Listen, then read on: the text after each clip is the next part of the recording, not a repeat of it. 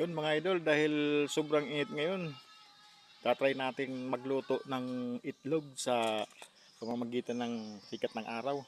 Titingnan natin kung totoo nga ba yung sinasabi nilang nakakapagluto daw sa init ng araw. Tara, tingnan natin kung kaya.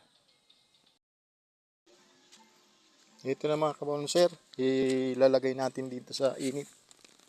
Ibababad natin ito ng 1 oras dito. Tingnan natin kung makakaluto nga ito ng itlog. Babalikan ko yan after 1 hour. 1 hour later. So ayun na nga mga kabonser, balikan natin. Kasi 1 oras na, dala ko na yung itlog. Ayan.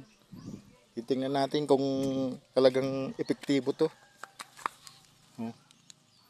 Makaluto man to talaga. Tingnan natin.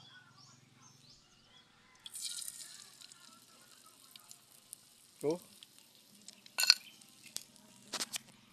Oh. Tingnan nyo mga kabonser, oh. Kumukulo din. Kahit hindi masyado mainit ata to. Hindi pa masyado. Pero parang luto din, no. Oh.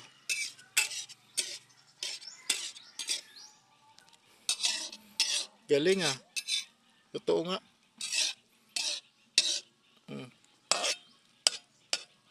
Ayan, no. Naluluto din. Pero hindi siya gaano, hindi katulad ng may apoy talaga. Ayan, no. Oh. Luto din. Oh.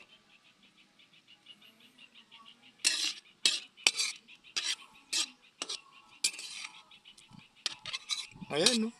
Naluto nga. Maraming init kasi dito sa Sorsogon. Oh. Yun mga kabonser. Napatunayan na natin na nakakaluto nga dyan ng sikat ng araw.